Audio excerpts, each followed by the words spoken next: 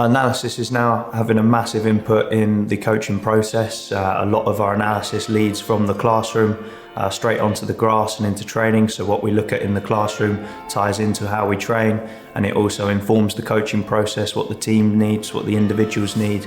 Obviously, I've grown up without analysis, and I see the benefits in it. I wish I had analysis in my days, but I didn't. And now, for these young generation players that are coming through in professional sports, analysis is a massive tool that we use to enhance performance, develop players, look at strategies. So our game model is very much based on a passing philosophy. We want to play attractive football, play from the back, be ball dominant. We like to play out from the back, be brave to receive the ball and break lines with our passing. Very creative in and around the box. When we don't have the ball, we try to regain it very quickly. A high pressing team and very well organised. We want to win with style, but if we can't win with style, we want to try and find a way to win as well. So teaching our boys to understand the game, to read the play, to be adaptable to the needs of the game based on the opposition, whilst still being capable of putting our own brand of football on the game is very much what we stand for here.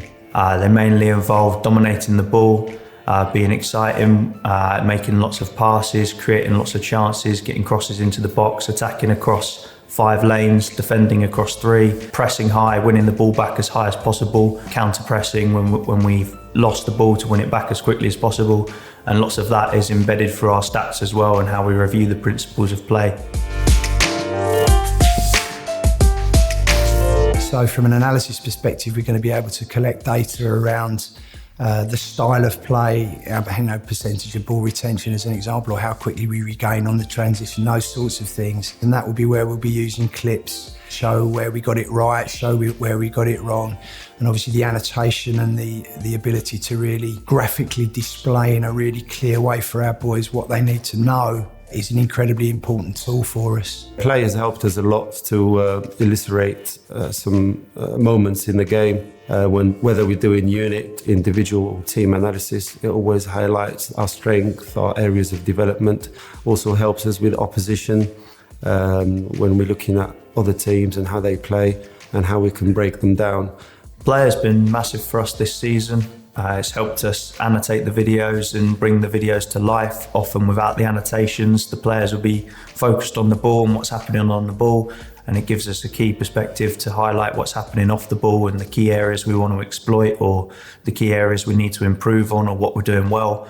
As a Cat 2, we're not hugely resourced in terms of staff, so anything that makes life quicker and simpler is really, really positive for us. So the simplicity of using the software practically for the analyst has been really important. Just brilliant because it's a very user-friendly software, which they're able to use with the younger age groups as well. It's being used mainly for us in how we collate clips, the key clips we want to show before games in opposition analysis, and also after games in our post-match analysis, where we annotate the key areas which we might look to exploit in the opposition, or the key strengths or development areas from our own clips. What we would do is focus in on particular topics or particular areas that we've been focusing on in our development, use the software to be able to highlight those things, to measure the data, but equally really important to bring the players together and then show maybe 4 or 5 clips, 6 clips of what went well and what we could do better.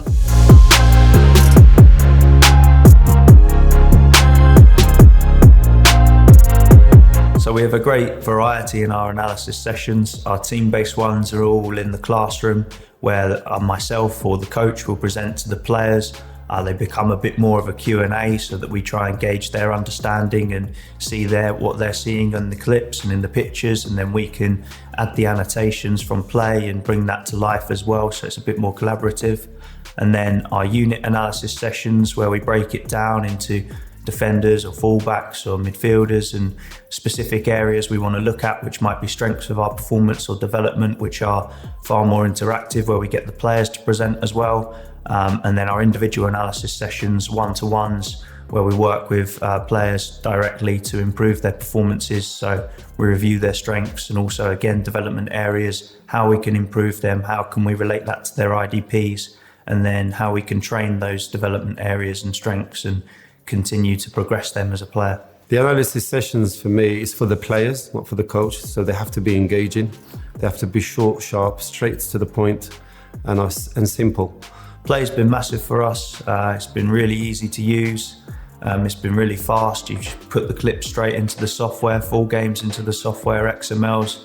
There's loads of great features on the software which have really brought our video and how we review games to life and really engage the players in a much greater way this season than it has in previous seasons. We usually break down games in different phases. So in possession, we look at how we build attacks, our success in how we progress into the mid and final thirds. The same for create attacks, how we progress into the final third. And then in the final third, it's all about how we create and score goals. So crosses, shots, dangerous possessions, getting numbers into the box, into key areas. In terms of out of possession, we break it again into phases of the game. Play is really easy to use and really time effective, so we can make sure that all the annotations and the videos are clipped up efficiently and shared with the coaches and players all in good time before the next game or analysis session. I think having modern tools is brilliant for the kids of today. You know, they're used to phones, IT, technology, and it's, I'm sure, a lot more fun for them looking at themselves on the clips than listening to the likes of grey-haired people like me spouting on at them about what they need to do better and differently. But it's much more engaging. I think it's a really fantastic thing for the young players to be able to see and reflect on what they're doing.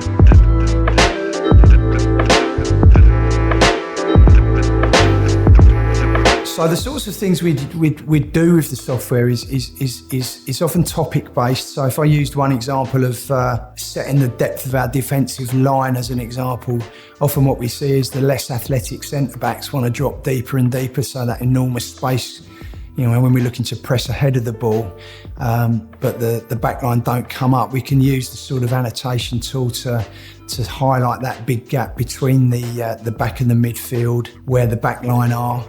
Use the arrows as an example to show where they should squeeze to, and highlight individuals that might be in the wrong place, or highlight the opposition that are in a really dangerous and effective position between lines. Having access to new technology in terms of supporting our players is incredibly important for us, particularly when we're not over-resourced with staff, so anything that can cut a corner or shortcut that sort of thing or make things easier is really important for us. There's a great attitude right through the age groups, and anything that we can use that enhances our ability to support them, we want to use. So it's a fantastic, having players been a fantastic addition to the suite of stuff that we use.